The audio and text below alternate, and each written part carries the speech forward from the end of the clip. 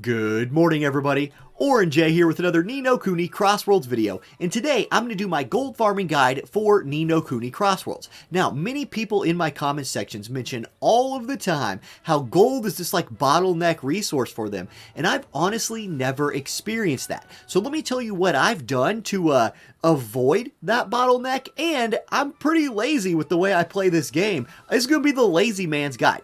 Okay, I'm going to break this up into two parts. Part 1 is going to be your first about 40 levels, when you level 1 to about level mid-40s.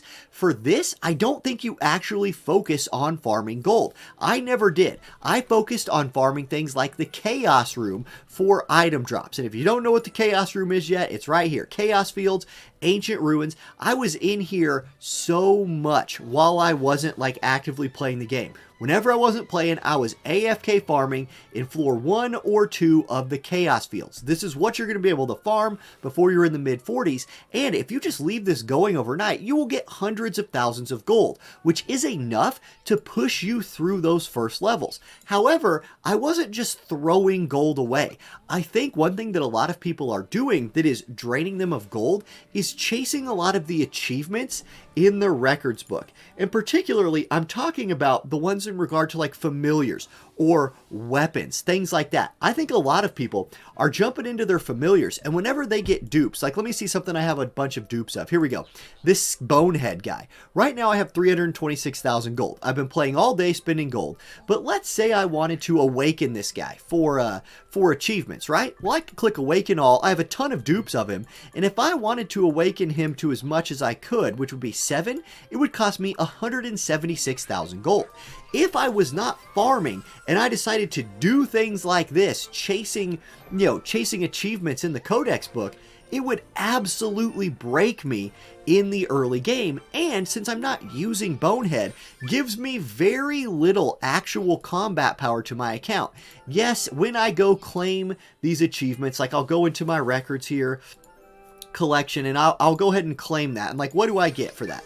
I get 314 CP. Not insignificant. It's something I would want at some point, but in the early game, you're going to be poor. So I don't think you should be actively trying to do all these things in the early game because you're going to run out of money. So be lazy about it, save it for later, because the gold farm picks up when you hit the mid-40s. TLDR of this is, look, farm the Chaos Room, farm the open world looking to fill out your codex or looking to fill out your records for these guys, and the money will flow. You will have enough money to get to the 40s. If you don't, there's a really good tip, and that is to sell some of your weapon leveling material. Over here, where all these cat butts are, this is going to be your weapon crafting man, right? And I'm going to run up to him, I'm going to open it up, and I'm going to go to craft weapons and armor. Look, I have so many of these right here, these weapon crystals. You only need as many of these as you have recipes that enable you to craft, and even then you might be bottlenecked by your terite. So you don't need tens and hundreds of thousands of these. You can sell these for a decent chunk of change. It's not going to make up for your eventual gold farm when you're in the 40s, when you can farm the actual good gold farms that we'll talk about in a minute when you're in your mid 40s, but it can help you bridge the gap.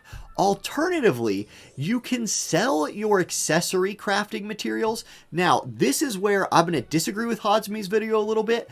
I think chasing the plus 10 here is actually worth it eventually, so I would hold these until you can farm a bunch of gold later to where you can afford to craft them. However, if you feel like selling any of that stuff, I will show you right now just how to sell it.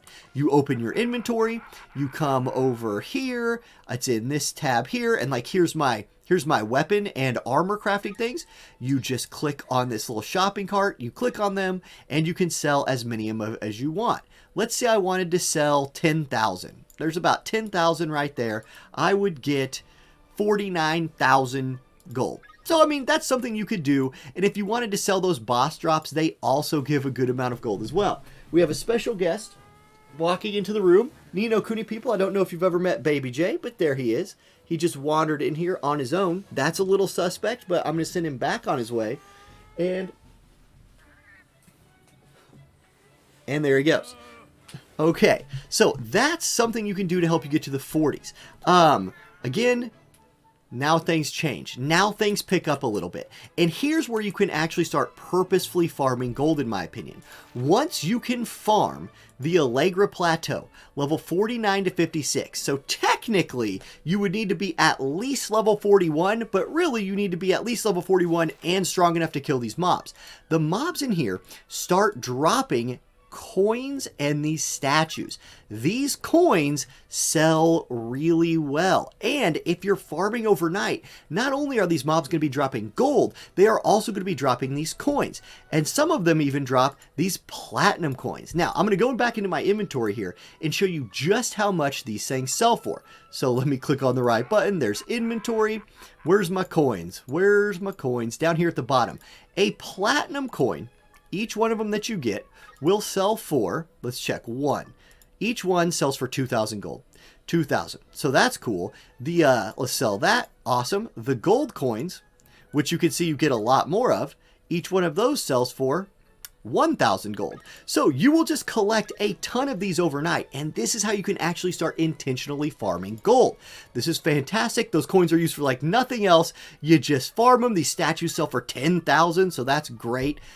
Perfect. Now, once you can start doing this, you go to the Allegra Plateau, you form a group, because when you're in a party, like I'm in a gold farming party right now, you get a party bonus. I get 12% increased money drops, which is nice, but more importantly, I get 12% increased item drops. That's more coins, that's more of those statues, so just head over there. If you have a kingdom, just form a group, and then put in your kingdom chat, hey, AFK overnight farm, Allegra Plateau, people can join it, come join you, and you just find a camp of mobs, and you sit on them, you put your auto on, and I'm going to show you another little trick with auto right here. You can hold down on the auto setting, and you see this green circle around me? Watch this.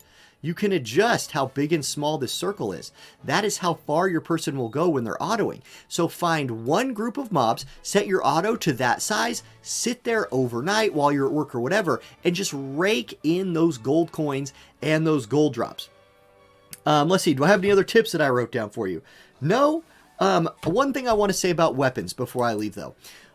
In my other guides, what I've talked about is you want to make sure you're working on a weapon, right? So don't sell yourself out of weapon materials and before you have a 4-star weapon to work on. I know some people will say, and I'll walk back to our weapon crafting bird boy here. I know some people will say not to craft weapons at all because Territe's a valuable resource, XYZ. Look, you do need 4-star weapons, and especially if you're a free-to-play player or a light spender. The pity system here, like I'm approaching pity. In fact, I could almost get it. The pity system here is a source of you getting 4-star weapons, or RNG here is a source of you getting 4-star weapons. So don't gut your crafting ability. Don't stop crafting until you've achieved, I think, at least one 4-star weapon that you can start putting your weapon leveling resources into. That will help power you up. It'll help you get to that point in the game, like we're talking about, in your mid 40s to 50s, where gold farming becomes a thing you can really do. Okay, guys, that's going to be my gold farming video, the lazy man's gold farming video, where basically just make sure you're always farming something until the mid 40s, and then after that point, you can start setting up actual purposeful AFK gold farming groups in Allegra Plateau. And there you go. All right, that's the video, everybody. I hope you guys have a great rest of your day, and I'll catch you next time. Peace.